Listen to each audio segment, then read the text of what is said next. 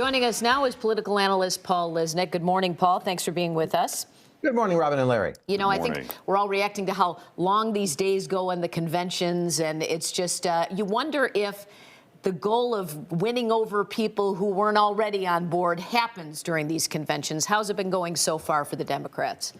Well, probably the best indicator, Robin, you'd have would be to look at the ratings, right? The people who are watching this thing. And thus far, we have the ratings for the first two nights.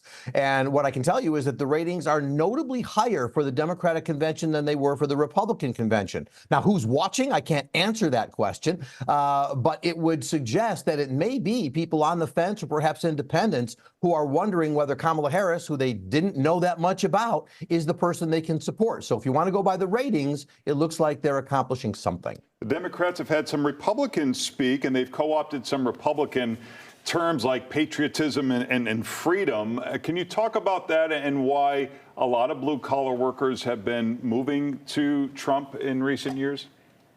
Yeah, well, blue-collar workers, Larry, have found Trump very appealing because he speaks the language and the talk of labor. But of course, you also, of the last couple of nights, you not only had a series of Republicans speak at the Democratic convention, but you had, of course, one of the union heads who stepped up to and called Donald Trump a scab when it comes to unions. So the Democrats are fighting back, trying to get that blue-collar group back into the fold.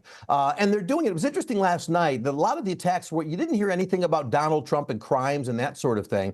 Last night, the theme seemed to be that Kamala Harris cares about you and what is your concern, and Donald Trump is, as Bill Clinton said, about I, or be myself and I. So that was sort of an interesting distinction there. Also, as Democrats are taking the word freedom, usually associated with Republicans, and bringing it back into their fold, but talking about the freedoms that we have been losing, Americans have been losing, and wanting to bring those back. That seems to be a little shift in the approach. We'll see what Harris does with it tonight. We heard Tim Walz talking a little bit about things that Kamala is going to do, take on big pharma, cut taxes, let you buy a house.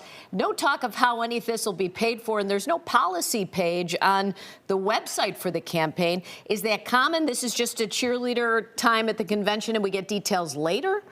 Yeah, Robin, that's the kind of thing you always hear me talk about here, which is we don't get to pay for. What I thought was interesting that Walz did was he said, now, for those of you who have friends who are undecided, here's where you start your DVR recorder. Here's where you clip this part out, because here's the policy. That was a good reference to the fact that people have been going after them for not giving a lot of policy. But Robin, as you just said, that's not what conventions are for. This is not the blueprint point. This is the feel-good moment and some general policy outlines. We don't get to pay for yet. That may be to come in a press conference that she will hopefully hold, or interview she does coming up, and certainly in the debates coming up as well. But this is about getting people fired up for the campaign. That's why you have people like Oprah, it's Stevie Wonder playing, and that kind of thing. They're trying to get that overall energy message up. Pete Buttigieg, who made the point of saying, it seems that the message from the Republicans was just so dark. Let's move away from the politics of darkness and go light and joy. They really seem to be trying to tap in to a